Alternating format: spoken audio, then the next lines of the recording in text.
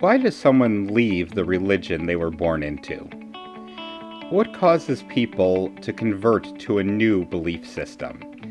What goes on inside a high-demand religion? Listen to the experiences of ordinary people as they answer those questions and more. Hello and welcome to Chrysalis Podcast. This is Stacy. Today I'm happy to welcome Jordan. How are you doing? Doing good. Thanks for having me on. My pleasure. Can you tell us a little bit about your background and the groups you belong to? So I was born into a group called the Old German Baptist Brethren Church. Was a part of that group for 15 years. I left when I was 15 years old and then ended up going to a different type of conservative evangelical non-denominational church. Okay. And I was there for quite a while, and I'll kind of dive a little more into that. That's sort of my story. I've got a wife, 2 kids. They were not a part of the group. So. Okay. They weren't part of either group? No, they actually met my wife. Calvary Chapel is where we met. It's the second groups. And as we go into it a little more, I can kind of give some of the details and timelines of how long I was a part of the groups. Okay. So you were born into the German Baptist Brethren? Yeah, that's right. Okay. Tell me a little bit about that. The name is kind of long. It sounds weird. It's like the Old German Baptist Brethren Church, and that's the official name. There's a lot of history with it. It started in the 1600s, I think, or early 1700s is when the specific German Baptist group started. But it came out of this movement that happened in Germany and Europe called the Anabaptist movement. And it's, Mennonites, it's Amish, that style of group, if you want to put a label on it or kind of like visualize it a bit. Head coverings, very strict and plain and old timey. But this kind of was after the Protestant Reformation, when you had the Church of England, where the king's in charge of the Church of England and the Pope's in charge of the Catholic Church, and they're fighting and both groups practiced infant baptism. The Anabaptist group, they didn't agree with infant baptism. They thought it was a choice that you had to make. So you would get baptized when you're older. They also did not like the violence. So that was one of the big things. They wanted to get away from the violent fighting between the 2 different groups. And so there's some other stuff, but those are some of the major ones. And so the Anabaptist just means rebaptism. And so they were in Germany, they were disparagingly named Dunkards. Dunkards, Dunkards, because they would just go baptize as adults, and that looked weird to everybody else because they were practicing infant baptism. So the group just took that on. They're like, okay, well, that's what you're going to call us. We're going to take it on. And so sometimes Dunkard is another word you'll hear for some of these groups. Because they were dunking people? Yeah, full immersion baptism. Yes. Okay. And see, it was weird because nobody baptized as an adult really then. So it was like to watch adults go out into the river and re-baptize, even though you've already been baptized, was unheard of. It's just not what you do. But in about the 1700s, there was a place in Germany where this specific, they're called the Schwarzenau Brethren, and they came out of Germany. They ended up coming over to America in the 1700s. There was a guy named Alexander Mack who kind of started the German Baptist. Actually, he started the Schwarzenau Brethren. German Baptist came out of that, along with, there's a lot of other different groups. There's so many names I could get into it all. But anyways, sure, I understand. My family, so my last name I can trace back to 500 or 600 years ago and to Germany. And then at one point, I know which one of my ancestors joined the German Baptists, and then they moved over to America. From my father's side, our last name is synonymous with this church. We've been in it from the beginning. We didn't start it. One of my ancestors was, I believe she was married to one of the original leaders of the church, or whoever brought the German Baptist Church to America. So, my family is like deeply involved. Right. So you really were like born into this several generations. Was that on both sides? Okay, no, mom was not a part of this at all. She converted when she met my dad. But it was Alexander Mack, the guy who started the Schwarzenau Brethren. His mom basically has my last name as her maiden name. So yeah, very involved. And I say that just to show there's not something that parents got involved in or I got involved in later in life. It was the way of life for our family for hundreds of years. So in 2009, the German Baptists split. There was one group that kind of said, sign this letter, have to leave or something. I'm not sure exactly how it went, but the church split into it was a letter basically saying you submit to church's authority and you agree along all these certain lines. And some of the main reasons for the split were how much authority the church and the leaders had over what you would do and how you behave. And so part of the people, the more liberal or progressive, if you will, were like, no, the church should not have that much authority. We should just look at the Bible and do what it says. The other group were a lot more hardliners, old conference. They didn't want to allow internet or certain ways of dress. And so they said, you have to listen to some of these rules. And I don't know exactly whether it was split in half or how that went, but that was a recent thing that happened with the group. All right. And you were part of the group that splintered off from that group? That was about the time that I left. Okay. I left before the split, and I kind of didn't want to be a part of it growing up and was always looking for a way out. My older sister, who was a member, left as well. She was getting married to somebody outside the group, and he was not going to join. She started going to another church in town, and I kind of saw that as my ticket out and joined her. Shortly afterward, during the split, is when my parents left. They didn't stay with either side. They just... Okay. Where did they go? Did they go anywhere? Yeah, they followed us actually to the same church. We ended up at Calvary Chapel. Most of your family actually migrated over there. How many siblings do you have? I have 4 siblings. Okay.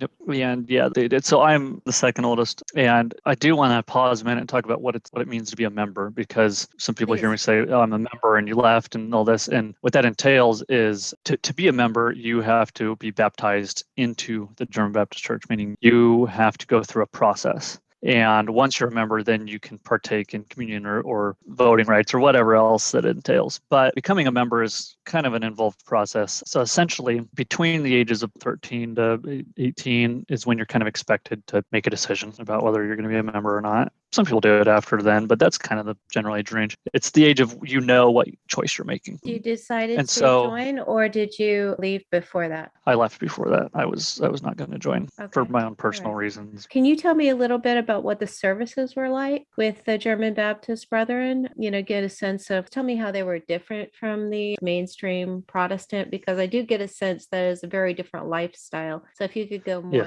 into the services and the differences between, because people hear Baptist and I think they have a certain image in their mind, and this sounds very different to that. Yes, yeah, I do want to mention that. Yes, the Baptist part of their name has nothing to do with American Baptist or Southern Baptist or anything like that. Those are more evangelical. German Baptists are not evangelical in any way, shape, or form at all, because a major part of their identity is not being involved in politics. Are very anti-politics. They don't want to get involved. It's not very much the Christian idea of my kingdom is not of this world. That's what Jesus said. And so they don't get involved in politics. The word Baptist in their name only means they baptize. Okay. They're more brethren than anything, which is kind of its own set of denomination stuff. So yeah, Sunday services and stuff, yeah, they're not like your typical non-denominational or evangelical type service. The church place is very plain, white walls, no crosses, no images. German Baptists don't use imagery at all. It's hard wooden benches all facing the front, and then the elders sit on benches up front. So there's like 3 elders and maybe a couple lower level ministers and some deacons, and they sit at the same level as the rest of the congregation. So they don't sit up on a pedestal or anything. And it's about a 2-hour service. A lot of singing, a cappella singing, so hymns, old hymns. So I mean, this isn't even hymnals with musical notes in them. They're just words. And everyone just kind of knows the tune, I guess. And then there's like a opening statements, and then about an hour and a half or so sermon, hour and 15, and then closing statement and more hymns. And that's every Sunday.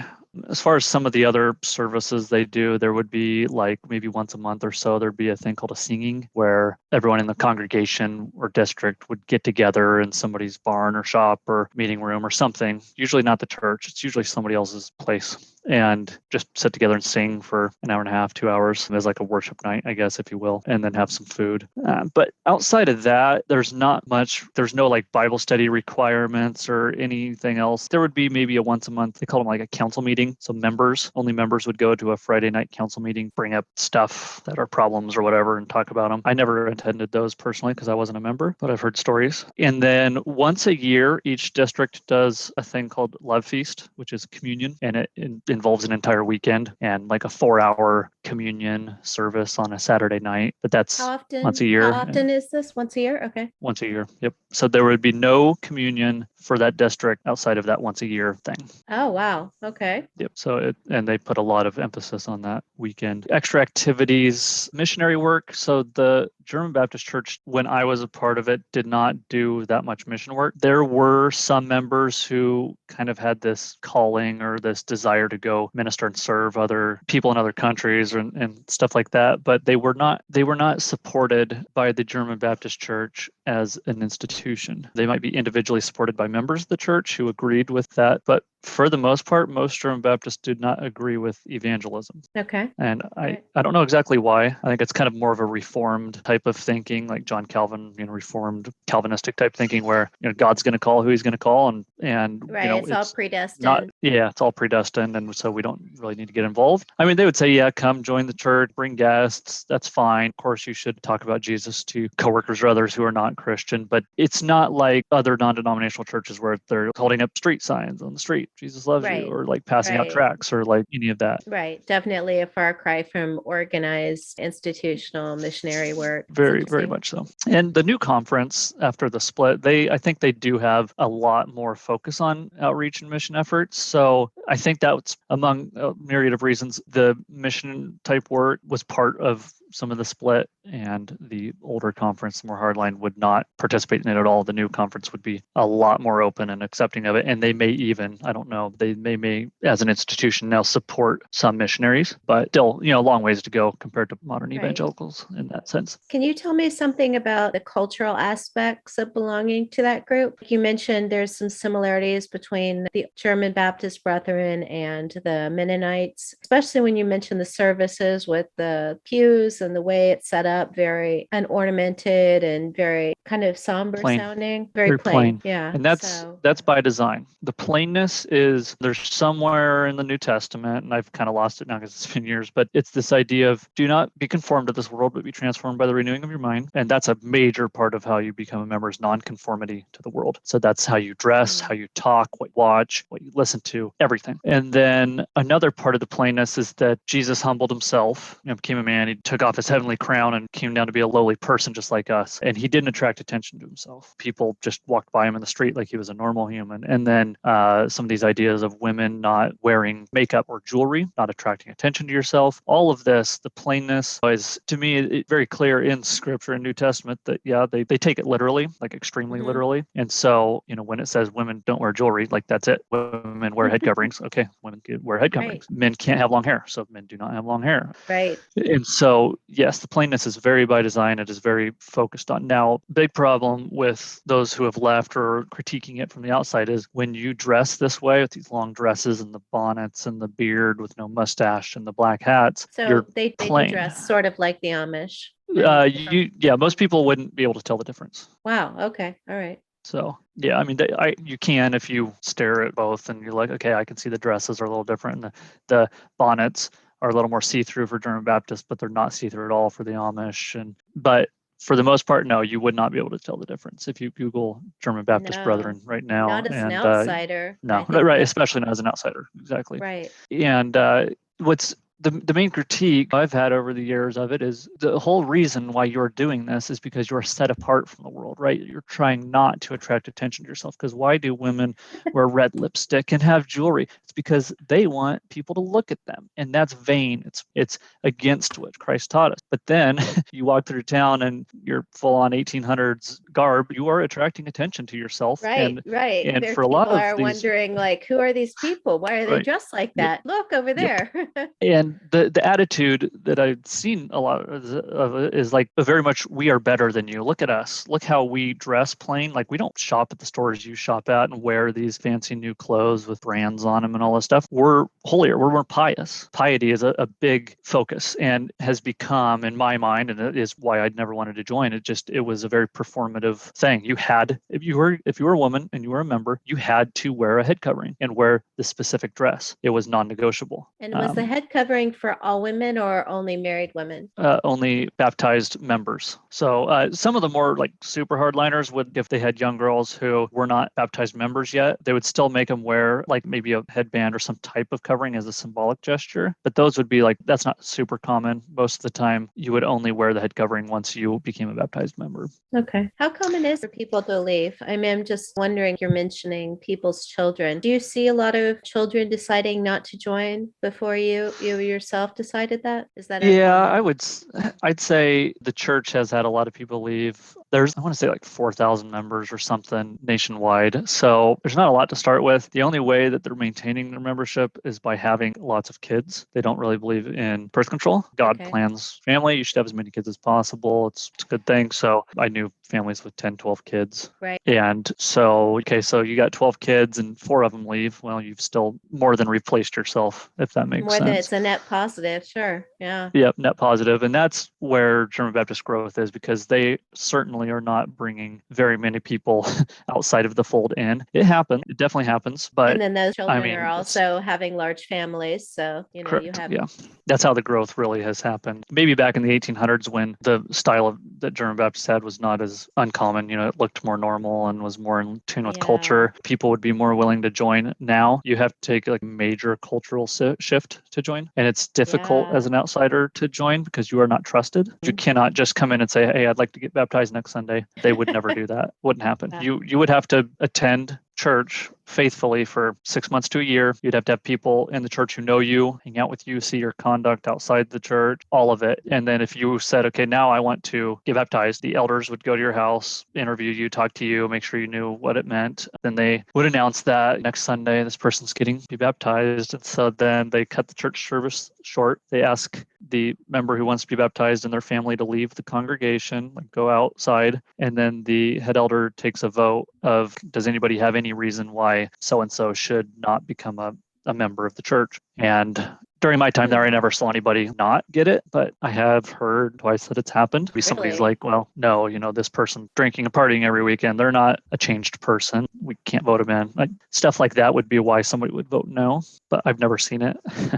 But then so after the vote, you bring them back in, they get talked to a little bit longer about it, and then everyone goes to the river, a designated spot in a local river or pond, and they get baptized, full body immersion, 3 dunks in the name of the Father, the Son, and the Holy Spirit. And before they get dunked, they get asked again out in the water, do you agree to, the wording is, renounce Satan and all of his pernicious ways? Do you agree to standards or ideas of nonconformity, not conforming to the world, which means you're going to wear the dress, wear the whatever, not do the things of the world? And then the other one is, do you agree to nonviolence? The principles of nonviolence, non-swearing, and nonconformity. Those are the 3. So nonviolence meaning you would not go to war, you would not shoot anybody or strike anybody or anything. You wouldn't even react violently in self-defense. And whoa, wait. So if somebody's trying to kill you, you just let them? That's the idea. Yes. I don't know how many members in that situation would actually stick with it, but yes, that is the idea. Even no violence and self-defense, because Jesus was, the night of his crucifixion or whatever, he was beaten and slapped. He said not a word. He didn't even say a word in his defense against Pontius Pilate. And they want to model that idea. Jesus also said, if somebody slaps you, you turn the other cheek and let them slap your other cheek, right? So when I say they take the New Testament literally, I mean they take it literally. Women wear head coverings. Yes. Women cannot talk in church. Yep. Obviously not women pastors. All the way down to when Paul says, greet one another with a holy kiss. Members of the German Baptist Church, as they greet each other, on a Sunday morning or wherever, will greet with kiss on the lips. And same-sex couples only. And that's probably one of the, even aside from the dress, that's one of the ones that make people turn their head probably the most, is like, that's not common in groups. No, it's not, especially religious groups. And I can't help but frame that with our modern world, with the way COVID has been, just how dangerous that could be. Yeah, I don't know how they done with COVID. I knew that for a little bit they were taking it serious at the beginning, and I think they'd stayed home for a few Sundays. They don't subscribe to a lot of the modern right-wing QAnon style conspiracies. They wouldn't even think about taking part in all that garbage. Whereas conservative evangelicalism in America has embraced it head on. You will never hear a German Baptist preacher endorse or talk about Donald Trump in a positive light. The German Baptists are not Republicans. They are not Democrats. They are not political. They are not citizens of the United States, other than that's just where they happen to live right now. They're citizens of a kingdom that's yet to come in the future, and that's where the focus is, and that's pushed to the extreme. And that's where they stand out, in my mind, looking back on conservative or fundamentalist religion. Calvary Chapel is like extreme Trumpism and anti-COVID and all of that. And German Baptist, I don't think they let the politics either way persuade how they reacted for COVID. That's very interesting. Took it seriously at the beginning, and then after that, I think they're just meeting like normal now. And I've known a few German Baptists who've gotten COVID, but I haven't heard of any outbreaks, like major outbreaks. So I think most of them know, like, okay, if I'm sick or I'm thinking I'm sick, I'll probably just stay home. And they're not like COVID denialists thinking, okay, well, screw it, I just have a cold and I'm going to go greet people at church with a holy kiss. Like if you're sick, you would tell members like, hey, sorry, I'm sick. I'm not kissing or anything like that. So what's their stance on using modern medicine? Would they go to a doctor if they were sick? Would they get the COVID vaccine? Is there a stance on that sort of thing? I don't think they're against the COVID vaccine. I don't want to speak for them as a whole. I do know that some of the younger members probably tend to be a little more political and maybe do agree because they're more in tune with social media and stuff like that. The older members wouldn't know or do anything about that. So I don't know exactly where they're at with it. I would think that they would lean a little more not getting the vaccine. But for the most part, German Baptists do modern medicine. They take their kids to the doctors if they're sick. There might be more of a push towards the holistic medicine kind of thing now. But for the most part, growing up, that was not German Baptist at all. If you're sick, absolutely go get vaccines. Were you homeschooled or did you attend public school? There was a German Baptist school, but it was run by the more hardliners, the old conference style. There was always the two groups in our district forever. And we just kind of were at odds with the families that were part of that old liner type group. So the split was just more of a formal thing that was already there on a social level, if that makes sense. So there was a school run by the older style because they didn't want the kids to go to any type of school. Right. There were some families that sent their kids to public school because they thought that might be an outreach or witnessing type of opportunity. You can't shelter your kids from the world. So they sent their kids to public school. My parents took the approach of, we're going to send you to private school, but it's not going to be the old hardliner German Baptist. It's not going to be public school. So we went to, let me back up a little bit. German Baptists are typically in rural areas. And so we grew up out in the rural area outside of town. Like that's where a majority of German Baptists live. They farm, they stay out of the city. I mean, that's pretty common. So there was a church out there that was started by some Mennonites, but wasn't super Mennonite. Like they'd kind of gotten a little more modern, but still had that idea. And they started a school, and a lot of ex-German Baptists went to that church because it was just kind of the next, like it made sense. They still had a lot of the same beliefs, just not as rigid. Sure. And so we went to that school for a long time. And then there was a more evangelical style private school that I went to in high school in town, and the rest of my siblings went to that as well. Okay. So yeah, we weren't as sheltered, I would say. I mean, even private school is a little bit sheltered, especially conservative evangelical private school. But compared to like what some of the other German Baptist kids who were like straight up like only old school German Baptist teaching at home, at school, at church, everywhere. You were somewhere in the middle ground between the public school kids and the old German Baptist Brethren kids. Yeah. Okay. All right. So you decided not to join at 15. How did your parents react to that? I think they knew. I made it vocal. I didn't want to be a part of it. When I was getting grounded, they had to ground me by making me go to the young adult like social events for German Baptists. I was forced to go there. Whereas like my sister, they knew you considered that a punishment. Yes, it was absolutely a punishment because I had to go associate with these. My best friend was born and raised German Baptist. Most of his family's still in. Like I still have some friends there, not in, but who are a part of it. So I'm not saying I didn't want to associate with these. I just didn't want to be a part of it and get involved. And I dreaded going to church on Sundays. My idea of what it was to be a Christian or be a whatever was that you grew up and you got baptized and you wore a black hat and you grew a beard and you had a family and you read the King James version of the Bible and you farmed and you were a Christian. You're saved. You're going to heaven. That's what it took. And it just seemed a miserable life to me, very boring. And I'd never liked it. So I always knew that even if it was the truth, the only truth, because that was kind of the idea. You're a German Baptist, you're in the truth. You have the truth. And most of these other churches don't have it. They're misled. Satan's misleading all these other evangelical style churches. Even if German Baptist was the truth, I just didn't want to be a part of it.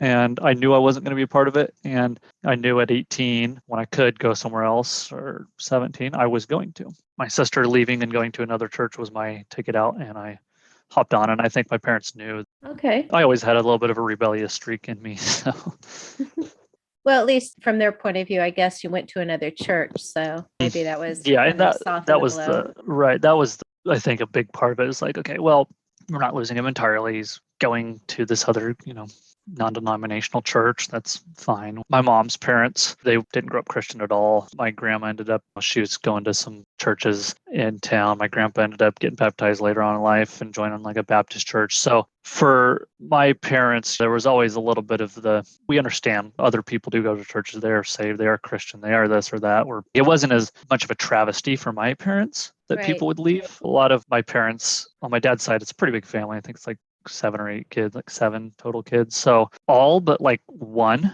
of my aunt and uncles have left. And so most of them left before my parents did. Okay.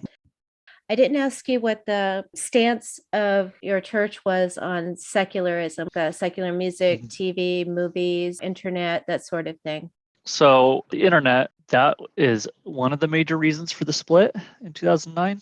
The old conference, they did not want the internet to be allowed. And they say that's not the reason for the split, but it was one of the big things. And so the old conference does not allow the internet. And actually, they would allow it if you had like a specific software that blocked pretty much everything. You could only get like email. But yeah, I've heard of that before, a religious filter. They call it a walled garden. The old conference split again within the last year or two over even allowing that specifically. And there's an even harder line who's like, none of it whatsoever. And the other group's like, well, we need it to operate our businesses and it's blocked out. Like you can't do anything. So they split again. And I don't know a lot of the details of that. But as far as the rest of the media, no TV. So we grew up without a TV. No German Baptist families really can have TV. No radio or musical instruments. If you're the old conference style, no musical instruments whatsoever. New conference would have some if they just played them at home. It was never a part of organized worship.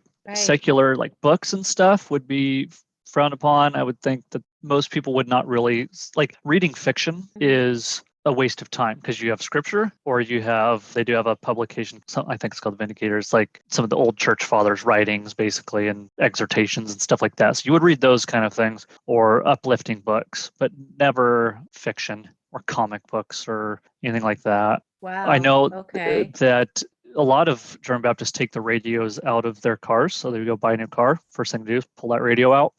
Wow. And there's just a blank space. Our family didn't do that because we did listen to some of the local Christian stations growing up. So this is why I'm talking about the black sheep. We would do some of that. And maybe like a couple times a year, we would borrow a small TV from my grandma, who was not German Baptist, and watch Air Bud. I remember Air Bud was one that we watched one night. And those were really special nights. Like to be able to like watch some wholesome family friendly movie was just amazing. Every Christmas too, we would go to my grandma's and watch some like The Little Drummer Boy and some of those like Frosty the Snowman. So we did have a little more of some of that, but never at home. It wasn't just like wake up on Saturday morning and have cartoons and cable TV. None of that. Very rare. And my parents, before we were even born, they had watched a movie and somebody found out and told the church elders and stuff. And so during a council meeting, my parents had to go up in front of the church and apologize for watching a movie to the congregation. Wow. And that kind of stuff. So they went through that and they still showed you guys movies, special occasions. They were the black sheep of, my parents were the black sheep of the group. Yeah. And like one thing that was pretty major actually, and probably was a big part of why my parents left during the split, because it wasn't like set in stone that they were going to leave. But my sister, she had left the church and was getting married because she was marrying someone outside. And so her wedding was at my parents' house in the yard. Right. And they had music and dancing. That was one thing my sister wanted. And it was at your parents' house. It was at my parents' house. They were still German Baptists, and there were a lot of German Baptists at the wedding. So they waited till later to have the music and dancing, but people were taking videos, and there were young German Baptist members dancing at the wedding. And that kind of got out, and my parents got in major trouble for that one. I'm sure they've got hilarious stories about it, but people weren't happy, and they had to go up and apologize and stuff again for that too. And it was just like, come on. And so I think that a wedding for someone who's no longer in the church, who's not a member, and somebody else who's not a member. Yeah. Yeah. I mean, they fostered an environment where young German Baptist members would dance to music. Dancing, they do take a very Baptist approach. You should not dance to music with a beat because it's a sexual thing and you don't want to do that kind of a thing. So that's just more of a humorous, I guess, story about like how strictly they take some of this secular media. Yeah. Like even some of the old conference in their tractors, they would take the radios out of the tractors. since you're Oh, farming, I mean, you're in a truck 12, 14 hours. It's got to be miserable. I don't know what they do. boring. Yeah, Yeah, I I don't know mean, what they do because they don't have audiobooks. podcasts. They can, nope, none of that.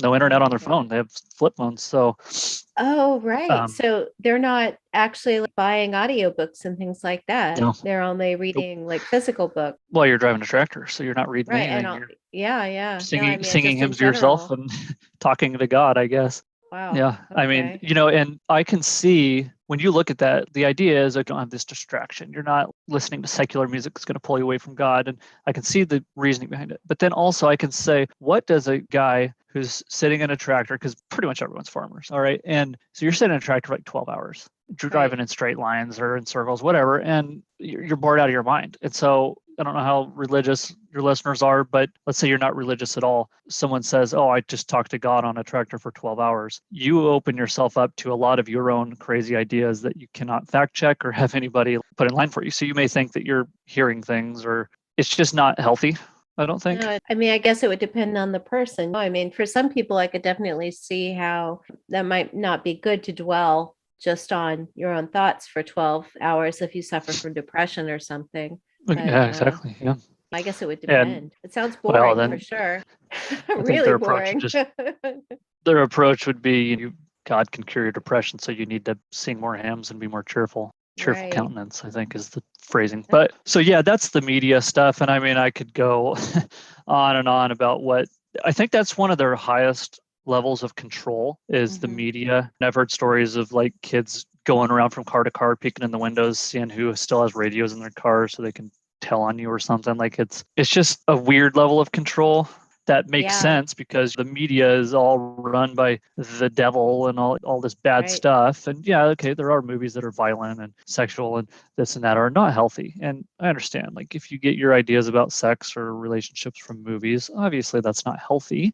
But to just say all of it's bad, any type of Right. Well, media like that is just evil. it's protecting you from outside influence, Well, it's a controlling you, it's a information control. That's what it is. information very Yeah. much, Yeah. yes, Yeah. because you might find out there's a more free world out there for you and you don't have Exactly. to. Maybe this isn't the only Yeah. way. Maybe there are other ideas. Yep. And I Yeah. think that's probably a big part of like who leaves is those who do have that access to the outside world and understand things out there. The ones who are completely controlled, no internet, no secular media, movies, radio, any of it. You don't even, okay, you go to town to like shop and then you drive back home. You're just with family and your little community. You don't ever get that chance to question it like at Especially all. if the rest of your family is in the same community. That might really be a closed circle. Sure. Yeah, and it's hard to put yourself or myself in that mindset because I always did have family or friends or people who were outside of it that I could go, this is normal. These people are functional. They're not demonic. Whereas, yeah, if you Mhm. don't have any of that, you just view everything How would you outside of, know? No frame of reference. you're just Sure. being told that they are demonic. Like it's demonic activity that's causing women to wear pants and makeup. It's a And why Jezebel wouldn't you spirit. believe It's it? Because you have no other yeah, nothing. input, no Yep. other opinion. Yeah. Yeah. Well, and even on the same style of token as education, secondary education is not encouraged, Really. Okay. especially if you're old conference. Like, I don't think they would do college at all. I did get a degree. I did go to college, a local college, so I was still at home, but my parents encouraged that. Other families didn't encourage that as much. So you're not even getting some of that secondary education because why would you need that if you're just going to be a farmer? And then Right. the other thing is women are not encouraged to have a career at all. Their only purpose is to be a mother and to host and Have a large entertain and take care of family. children and raise kids. Yes. There are some German Baptist women who would go and be a nurse and stuff like that. And I wouldn't say women were encouraged to do that. I think if a woman was like, I really, really want this, and their family was maybe a little more on the progressive side, that's okay. Yeah, you can do that. And as long as you're not neglecting, the family aspect, raising the family. And so it's very patriarchal, or because if you take the New Testament literally, men are above women. Women have to ask the men questions, spiritual questions, because some of the ideas written in the New Testament are that Eve was the one who was deceived. And so women can't be trusted with spiritual thoughts. It says so in the New Testament. So they just kind of take that. Literally. Yeah, they're very complementary and, one man, one woman for life, no divorce whatsoever, not allowed. Okay. And No you both divorce at have all, no roles. matter what. no matter what. So if your husband, let's say, is cheating on you, he's running off, he moved away, he wants to be separated, you can separate, obviously, because you can't control him. That woman would not be allowed to initiate a divorce, or let's say he divorced her, she goes along with it, she's divorced, she could not remarry for as long as he is alive, because he might be Wow. reconciled to her, and vice versa, men or women. It goes both ways. Okay. Typically it's men who leave and do that kind of stuff, but yes, the woman or the spouse will wait for that reconciliation. And if the other spouse wants to be reconciled, then you go along with that. Obviously, there's a lot of building trust. And I mean, it's not just like, okay, you're good to go, but you cannot be remarried if you have been divorced. So basically, if you do get divorced, you're leaving the church, is what I'm kind of hearing there. Yeah, if you initiate the divorce, you will not be allowed to be a member anymore. And I'm not exactly sure how that goes down. If you find someone you want to get remarried, you would have to leave. If you were divorced and remarried and then you wanted to join the church, I don't think they would allow that, because they would not view your marriage as legitimate. And so therefore you are committing sexual immorality, like actively. I know German Baptists who would not attend a family member's wedding or anything like that if they're outside the church and they'd been divorced and this is, say, their second wedding. They would not attend the wedding to show support for the marriage. It's you get married for life. You made a commitment. That's it. You cannot split it up. So most people can tend to be in a very unhappy marriage, probably because of that. But you're supposed to die to yourself and model Christ's example. And so if you are unhappy in your marriage, it's because you both have something you need to fix. Now, and that might be true for a lot of marriages. And if you're not a part of a high control group, divorce is the easy road out. And sometimes it works for people. In this sense, there are some good ways because it makes you want to focus on your marriage and becoming a better person and trying to make the marriage happy. But then also it might encourage, in a really bad way, staying in an abusive marriage. Right. Maybe not physically. I don't think that the German Baptist would condone a physically abusive marriage. That would not be okay. And I think the man would be admonished, and if it continued, be excommunicated. But a verbally abusive marriage, how do you prove that? Emotionally abusive. Emotionally abusive, yes. Yeah. And physically abusive is more fathers beating their children and spanking, very, very oriented towards spare the rod, spoil the child. And so some German Baptist dads are very angry. And there was stories that I'd heard of verbal and emotional, and borderline physical abuse. And I say borderline because I grew up with spankings and all that. And this was normal to me. Most other people who take a more gentle parenting approach are like, if you even, swat your kid just once, that's abuse.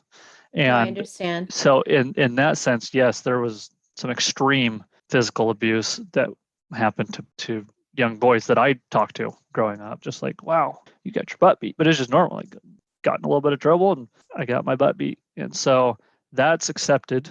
Physical abuse in a marriage would not be accepted. And I don't think verbal abuse would be either, but that would not be grounds for separation or divorce, I don't think. Right. Interesting. And what's unfortunate about this mindset as a whole is you're encouraged to get married young. And so I went to several weddings of girls who were 17 years old getting married. I've heard of girls who were 16 getting married. My mom was married shortly after she turned 18. My sister was married 3 or 4 months after she turned 18. So when you get married that young, first off, you're already controlled in so many ways. You don't understand a lot. You don't really know what your options are.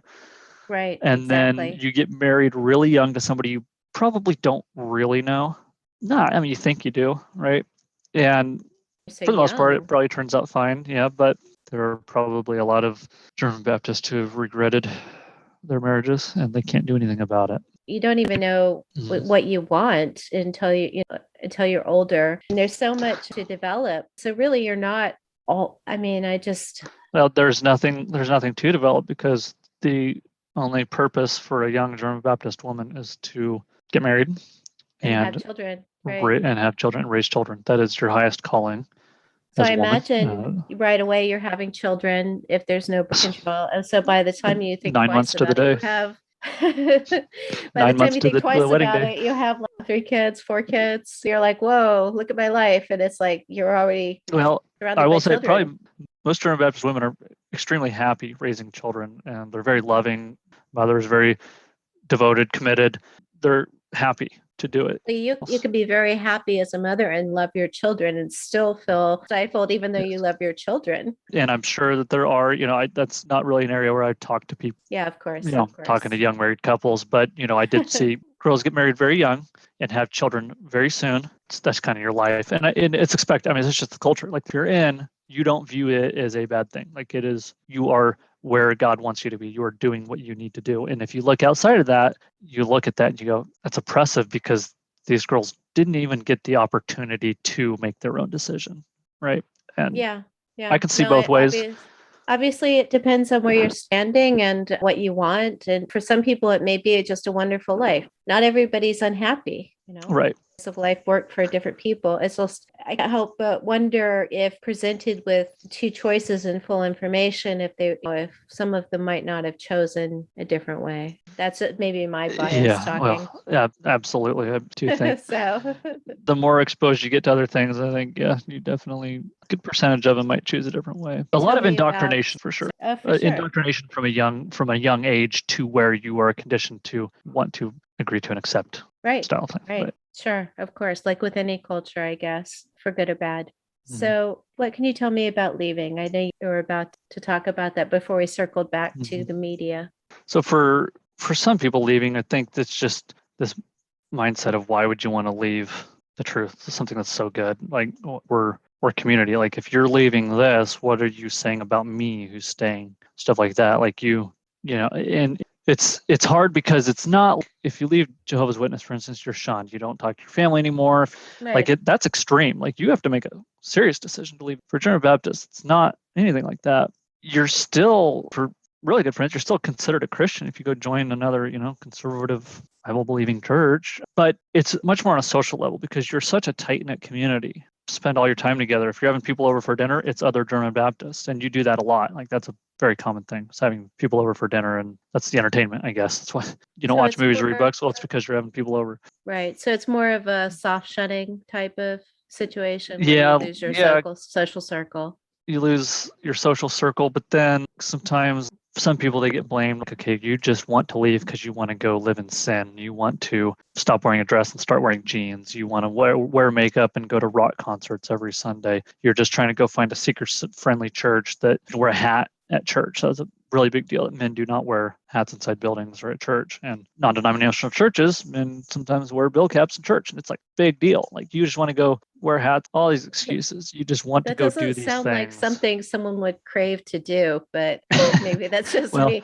I really have to wear that ball cap inside this building, Well, it's just, I want to go casual. I want to go to church in blue jeans. You would never do that at German Baptist church. I remember one outsider, used to be German Baptist, whoever, coming from a different state, and they come in and he wore not blue jeans, but black denim jeans. And I looked at him, I'm like, dude, you're wearing jeans at church. You can't do that. He's like, so what? Who said I can't? It's like, you can't wear jeans at church because you have to wear slacks. You have to dress up at church. Like, it shocked me. Who said I can't? You just can't.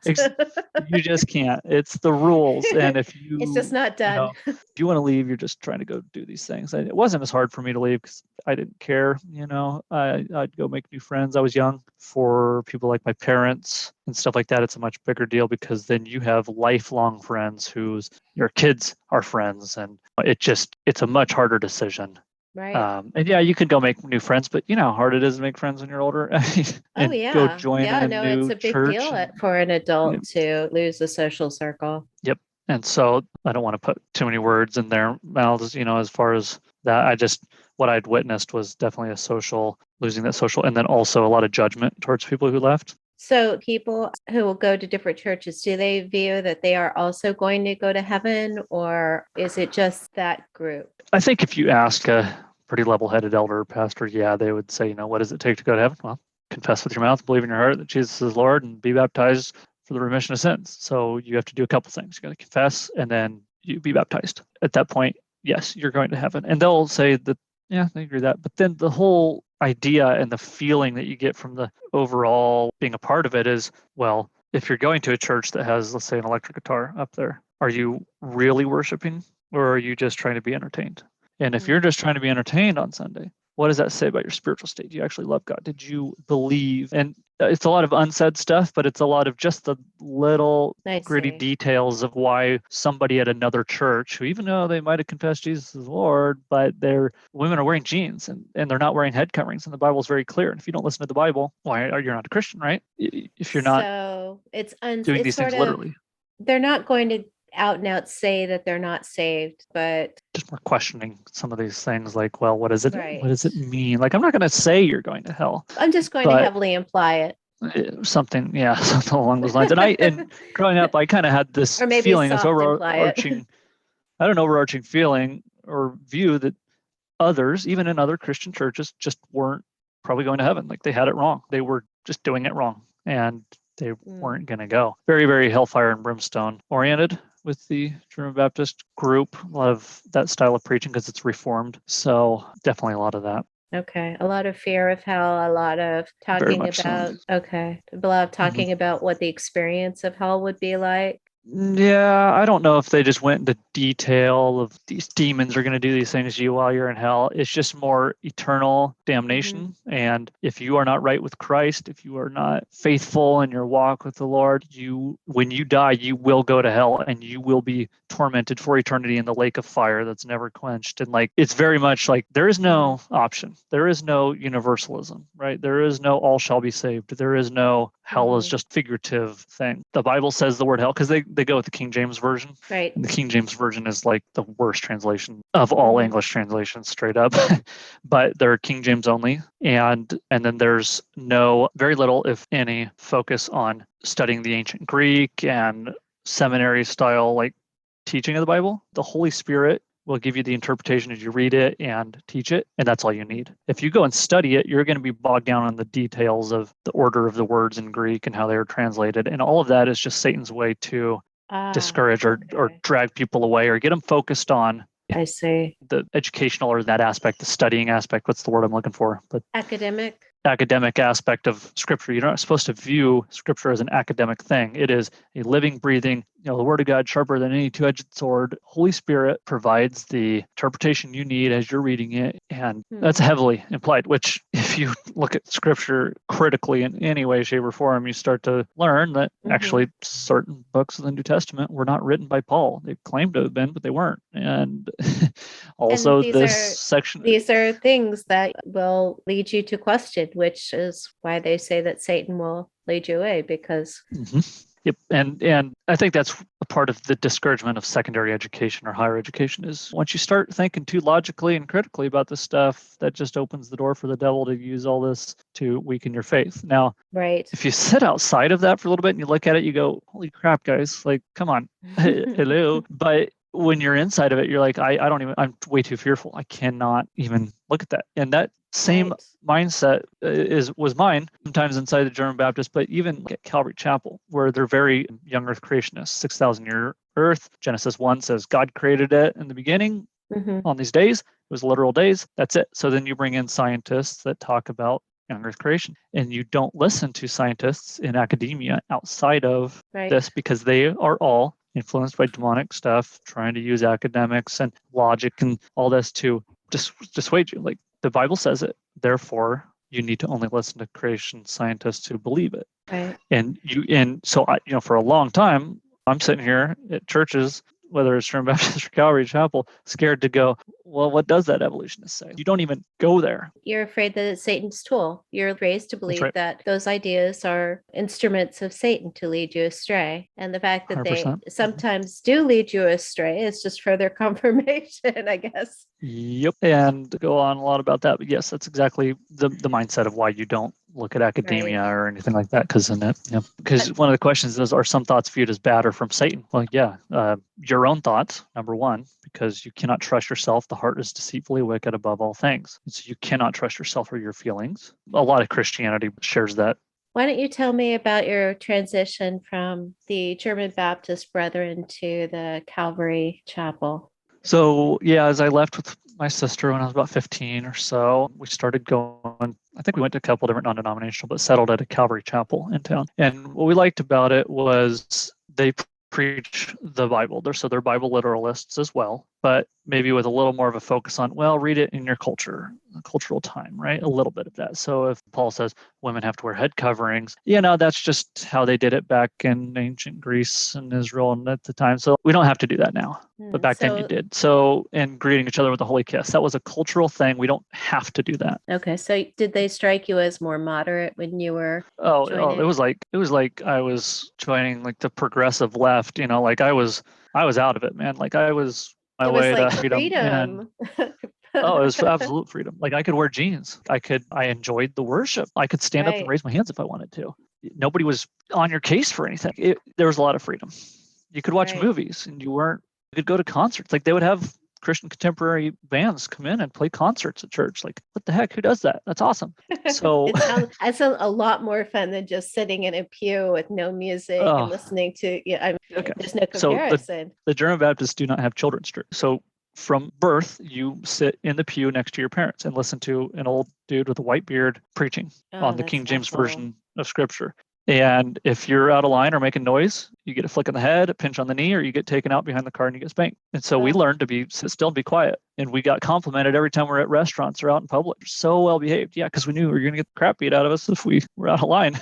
So yes, going to a non-denominational evangelical service was a breath of fresh air. Yeah. And I got baptized actually at the Calvary Chapel that we attended. It was at that point, after about a year after I left, I made a decision. I was going to get saved. I accepted Jesus. I got baptized at Calvary Chapel in town. A lot of some of the old German Baptist friends and families came to Calvary Chapel to attend my baptism, because to them, baptism is a big deal. Like, you are joining God's family. I think for most people who didn't grow up Christian, baptism is, more of an emotional, like, it's not taken as seriously. And I don't want to knock on anybody.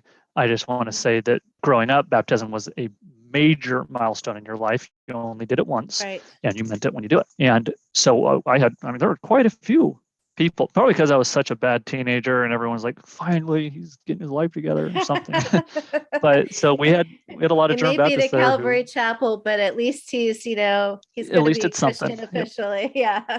Well, they were the more progressive families who were more family friends, who wouldn't have condemned others in other churches. Like, they would say, yeah, it's not for us. We shouldn't worship this way, but you're not going to hell because you do it, because we know you and we know your heart. And the hardliner families would never have attended that church and watched me get baptized. Like, absolutely not. Yeah. So I was there 11 years, met my wife, her family went there, met my wife there.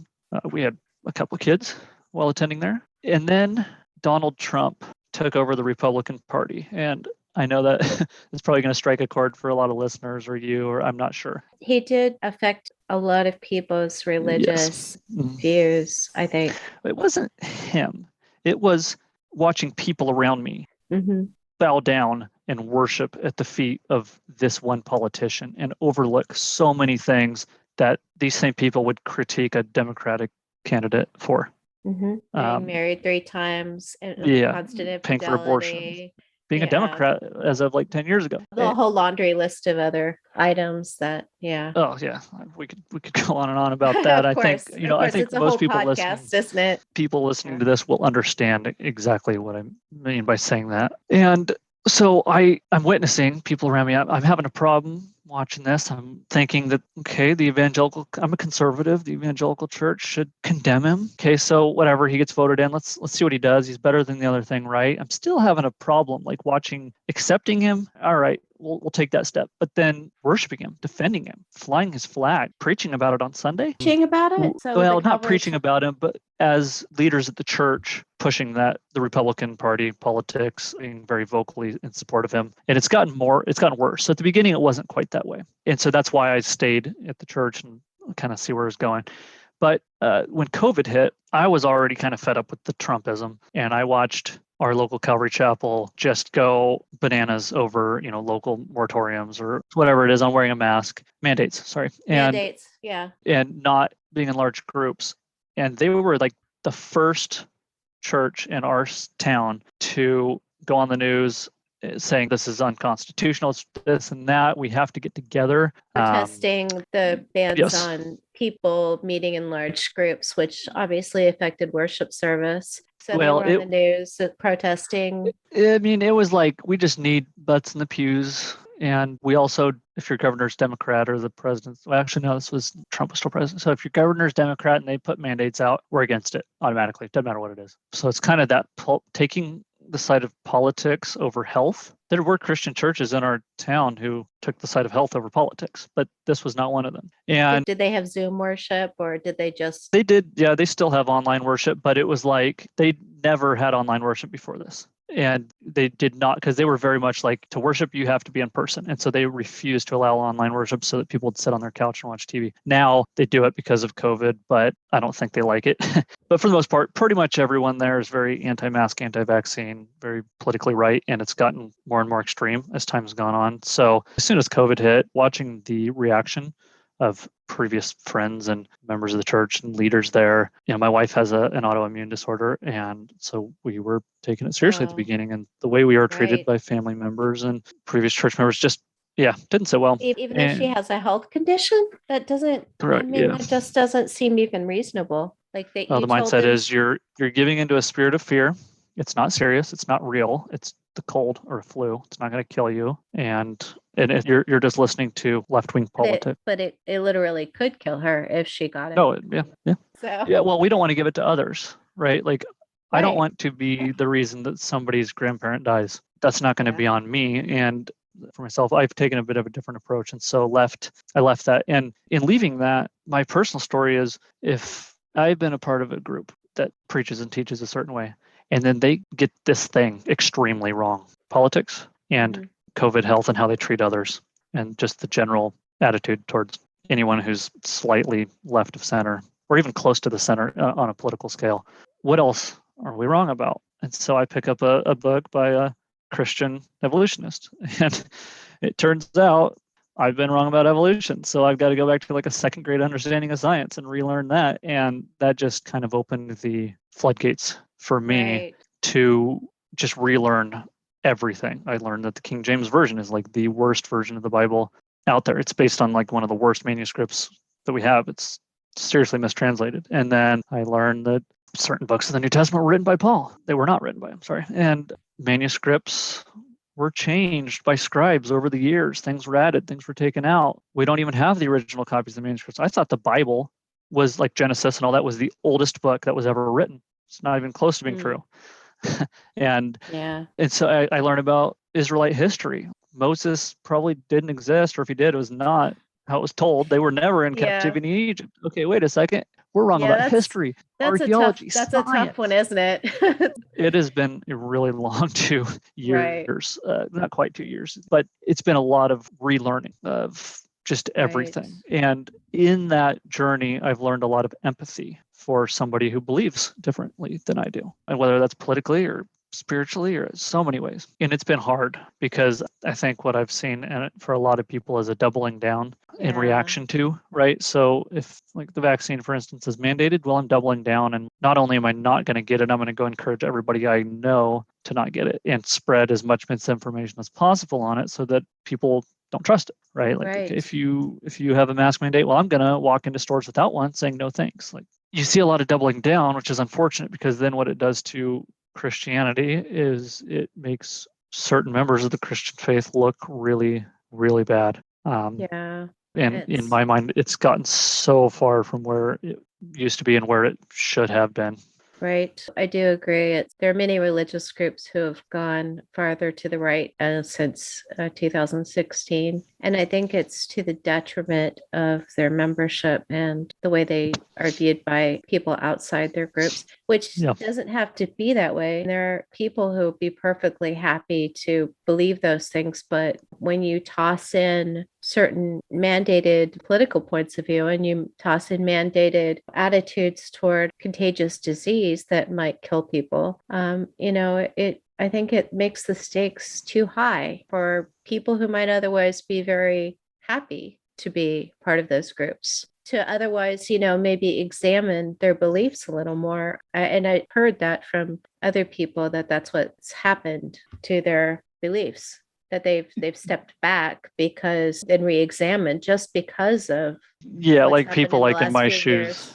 Yeah, maybe you would never have gone and read those books or taken in that information, or maybe it's a good thing. Oh, maybe it's a I am bad thing, absolutely but better it's, off. yeah, no, and I would tend to agree. That's where I'm at. But I just saying from the point of view of those religious groups, I think it is to their detriment that they have gone to the right like that they've taken up, because I don't think that it's good for their membership. Well, So, our local Calvary Chapel has actually like doubled, if not more, in size, and that's because there were wow. some other.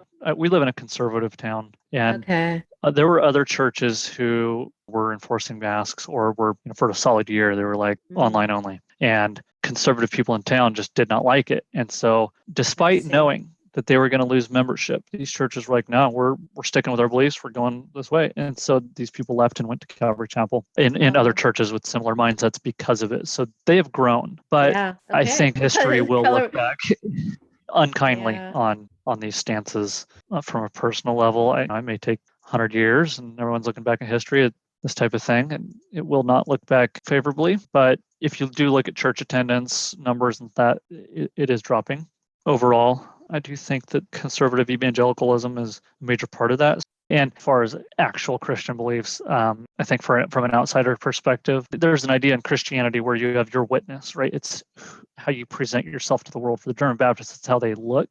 Mhm. For evangelicals, it's how you interact in your business dealings and talk to people and witness and all this stuff. It's not a good witness to walk into a store and say, no, screw that, I'm not wearing a mask. Hey, don't you go to Calvary Chapel? Don't you go to this conservative church? Yeah. You want to hear about Right. Jesus? Do you follow this Jesus? No, I don't want to hear about him from you. Right. Right. So you started reading books about Christian evolution. What is Christian evolution? I'm just curious. I mean, I know what the theory of evolution is, but like, is it an attempt to marry Christianity and evolution? Is it? Well, evolution being considered a scientific, fact at this point, it has been for a while, Right. but Christians who take the Bible literally are a little behind the times. So, for the label of Christianity, which includes Mormons and Catholics and everybody, more than half of them believe evolution. The only ones who don't, I think, are either Mormons, Jehovah's Witnesses, and then like evangelical fundamentalist style Christianity, which takes the Bible literally. Most mainline Protestant, Episcopalians, Anglicans, Roman Catholics, they all believe in evolution. So this is a Christian scientist who believes evolution and is writing a book about why you can read the Bible, believe it, and still believe in science. Okay. And so that was my approach to, okay, how can evolution be true when the Bible says this? Well, it turns out that the Bible's not a scientific manual. And Yeah, to put it mildly. it's pretty obvious. I'm sure most of your listeners might be like, duh, like, welcome to the 20th century. We're in the 21st, by the way. Like, I know. Yeah. But when you are in, I'm going to go with Calvary Chapel specifically, they bring in geologists, they bring in scientists who will put all sorts of PowerPoint slides together and talking about, all these things about why the flood is true and evolution's not true. Number one, they're not being fair, because then you start to look at it from the opposite perspective, and any scientist, any low-level scientist could pick apart creationists' arguments. It's not hard. But you just have to be open and willing to say that Genesis chapter 1 is not meant to be read literally. And as soon as you open that door, what else in the Bible follows? The Right. history of early Israel, the conquests of Canaan and telling them to kill every man, woman, and child. Right. That wasn't God. That was their claim about God so that they could justify their slaughter of the people who held the land. Mm-hmm. On and on and on, all the way through even the New Testament. And then you have to actually accept gay people, and you can't hate them anymore. And you have to accept trans people, and you can't hate them anymore. And you don't want to open that door, because No, of gay course people are not. rigged, and we can't accept them. They're the scourge on humanity. I mean, that was the preaching. Homosexuality Yeah. is why we have issues today, the open acceptance of it. Well, why do we not accept it? Because it's very clear in Scripture. Well, it turns out maybe Paul didn't write that, or maybe he meant something else. Or you know what? Better yet, maybe there's some other ideas out there. I mean, you can take your pick. But Mm-hmm. Yeah. if you start with Genesis 1 and say, we're not reading this literally, it's just a poem or something, evolution is true, what else do you have to change? And it's just, you're on a slippery slope. I know everyone loves to use that slippery slope down to hell of Mm-hmm. the next thing changes, and you can't And stop. where do you stop? It's out of control. Yeah.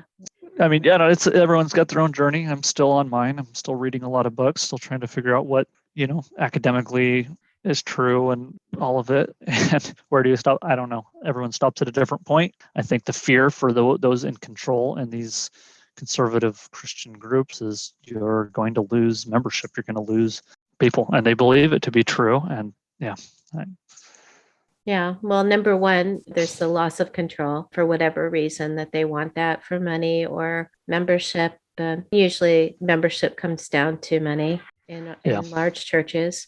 And number two, if you genuinely believe that the Bible, a certain translation of it, is literally true, and people will literally burn in hell if they do not do these things to be saved, then you're doing them a favor. You need to save them from that fate. Yep. And that's evangelicalism. That's evangelicalism to a T, right? Like evangelical, you are sharing the good news of the gospel. That's what it means. Like you're going to share this news because you need to save them from something. What? Well, from hell. Okay. What if hell doesn't exist like we think it does? And what I actually found is most people don't believe in hell like they say they do. And you just stood up in front of a Calvary chapel and said that, everyone would be up in arms, raising their hands. Yeah, I do. Like, okay, so do any of you have family members who are not saved? Yeah, everyone raised their hands. Of course we do. Then why are you sitting here? Why are you not banging on their door, begging and pleading, crying, screaming, because they're going to go to eternity in conscience torment because of this? So if you care about them, you literally will not even go have your next meal. You will quit your job and you will sit with your family member for as long as it takes to make sure that they don't go to that place. Right. And the fact that people don't go to those extremes means that they really do not believe in hell. They might say they do, but they really don't. And I don't mean that to encourage them to go do that. I mean that to encourage them to think about what it is they truly actually believe. Correct. Do they actually really believe this? That's an interesting point. If you don't mind my asking, your wife and children, what has their reaction been to your... My children are extremely young, so they don't have a reaction. Oh, okay. All right. One interesting thing about the children, though, is sometimes we'll have my daughter wear a mask in the stores and stuff, and I talk about the reasons why we wear masks, and she gets it. We don't want to get people sick, and she's fine with it. My sister, who's on the extreme opposite end, thinks that wearing masks confuses kids. They don't understand what's going on. They feel like they're being muzzled and caged, and it's causing trauma and all this. And I'm going, it's actually not true. You just don't want to do that. If you just explain to your kid why you do it, they're going to accept it, wear it, and move on. Like, it can be a normal thing, and it's not that big of a deal. You're just making it one because you have a political perspective on it. But then it's like, okay, you're going to teach your kids certain stories from the Bible as literal truth, and they accept it. Crazy stories about donkeys talking or Jonah in the belly of the whale. They'll totally accept that. It's just how you present that to them. Right. And you do what you want. Children are extremely accepting. Right. And I'm going to do my best to make sure my kids think critically and logically. My wife's not in the same place as me, I would say. Still believes the Bible literally and doesn't believe in evolution. So that's kind of where she's at. It can be tough trying to have conversations or agree on things, even agree on how to raise kids, how to just interact with the world around you, talk to family members, all of it. Vote. Yeah. So that's tough. Yeah, it can be tough. I know there are a lot of people who are in what's called mixed faith marriages. For Mormons, there is the Marriage on a Tightrope podcast, where one is a Mormon and one is an atheist, and they talk about navigating their mixed faith marriage. Most of the people I know talking, they've got a lot of podcasts out there. Yeah, they do pretty good. And he also has a lot of, so the husband who's an atheist, he has a lot of TikTok stuff. His name's Alan Mount.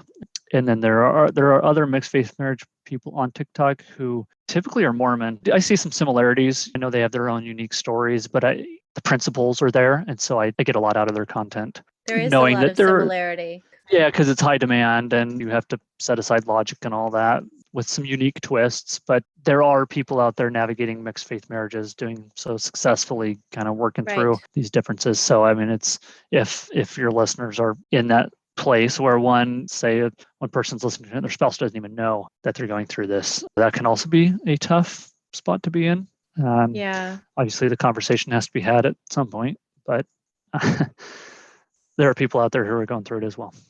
Right. Well, it is hard when you belong to a high demand group where your belief system takes up a large part of your life. It depends. There's a big difference between when you are a twice a year Lutheran and you stop believing, not to Right. characterize all Lutherans, but that versus a Mormon or even the Calvary Chapel. It can be difficult. It's And that's difficult. what, and sometimes that can be frustrating. It's like, just see the light. Come on, just open the door a little I bit. did it. I did it. Why can't you? Yeah. Yeah. It's each person has their thing, right? It's maybe evolution, it Right. might be science, it might be religion, it might be politics, it might be COVID, it might be all of it at once. It might be just the tiniest little thing, woman wanting to be a pastor or LGBTQ issues. Everyone's Right. got their one thing, and I don't care what it is. Find your thing, please. Find it and be open, because you just might be wrong. Right. Your parents that they joined the Calvary Chapel as well? Yep, they're still going to Calvary Chapel. Okay. So you a lot of family who are still evangelical. Every single member of my family and my wife's family are conservative, evangelical, fundamentalist Christian. Every Wow. single member. Okay, so that is a tough spot to be in. Yep. Yeah. Very, very, very much so.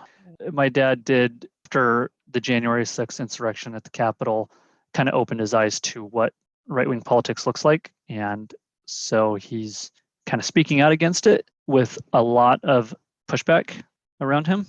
Right. But outside of that one little caveat, I'm the only member of both of our families vaccinated.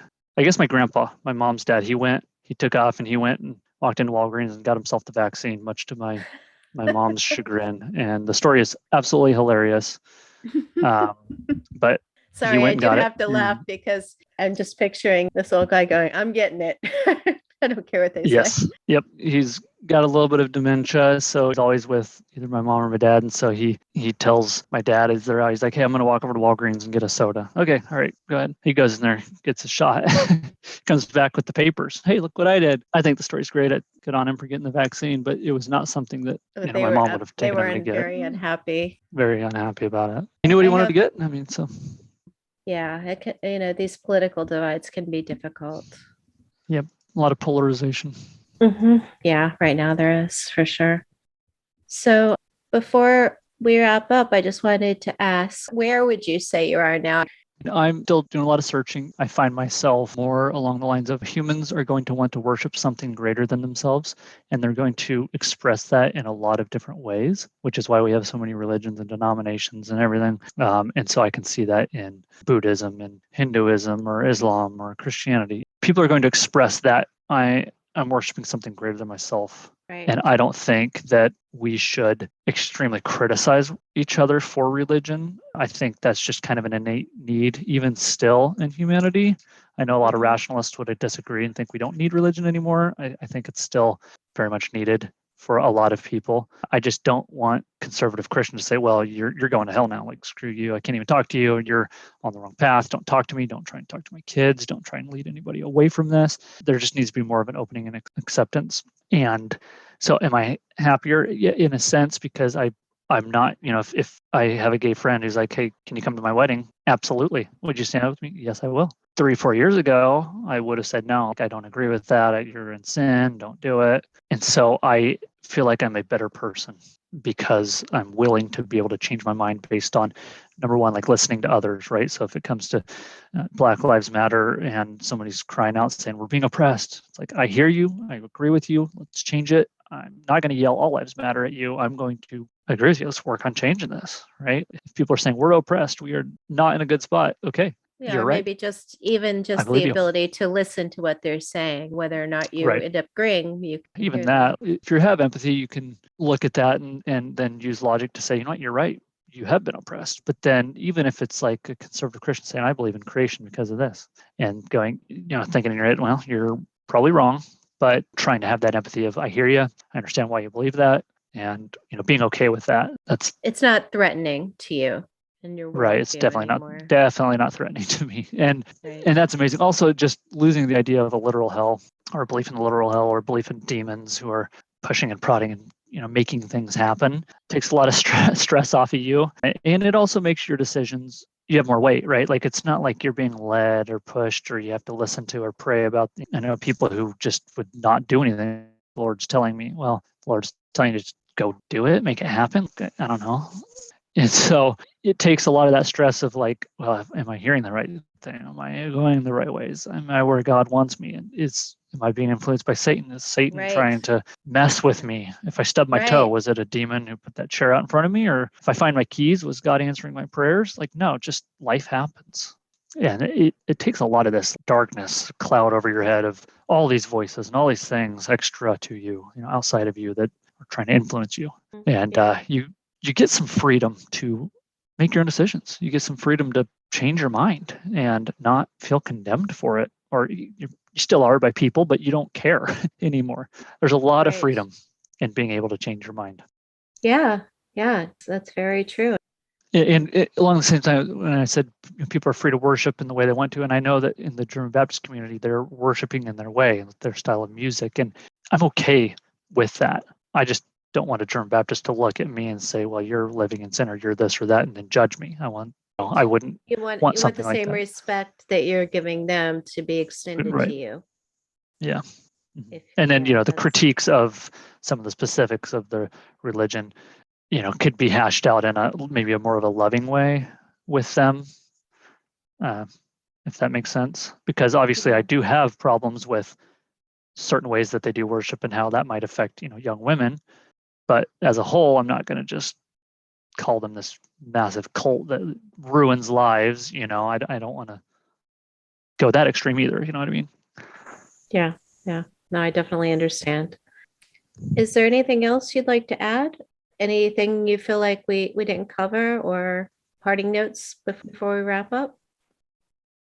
I think we covered a lot. I know that there's definitely a lot more. If people are intrigued by the German Baptist stories and wanted to hear a bit more about what it's like to be a member and what the Love Feast Weekend and the 4-hour communion stuff is like, I have done a couple other podcasts, and they're not out yet, but one of them is the Cult Vault podcast, and so I do.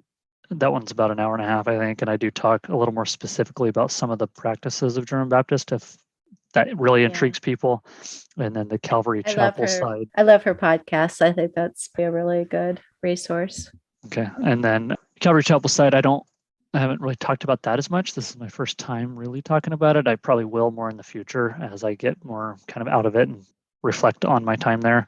But on Reddit, the Evangelical and Christian, yeah, those two subreddits are extremely helpful. Finding Community is the community. same. Right. If you're not trying to leave Christianity altogether, Evangelical may be a little more friendly to you. Christian helped just because there's a lot more perspectives outside of evangelicalism. And so even though I still consider myself a Christian, I am open and willing to listen to critique and see it and read it. So I guess I'm not scared of it. So those are definitely helpful. And TikTok also has a lot of evangelical Right. creators Yeah. that were Right. also very. Obviously there's the ex-Mormons on TikTok. They're like huge on TikTok. So they're like Yes. obviously very Oh different yeah. Yep. experience, but I ran into them recently. Yeah. That I followed them probably at the same time as the evangelical stuff, and Yeah. I relate to them a little more on the high demand side. Evangelicals wasn't as high demand. So I could relate to them on the politics and the weirdness that's currently going on, and I can relate to the ex-Mormons on another level. And there's ex-Jehovah's Witness, so ex-JWs on Reddit, ex-Mormons on Reddit. I follow all of the subreddits, ex-Pentecostal, ex-Reformed, because I just like to see all these different perspectives, and I like hearing the stories. I'm looking forward to having your podcast come out and hearing some of the stories that others have. So I really appreciate you being willing to share your time. I know this went a little long. I do appreciate your willingness to share. So thank you. All right. Well, thanks for having me on. I appreciate the chance to talk a little bit about it. Thank you for joining us today. Please be sure to subscribe to get the latest episodes as they're released.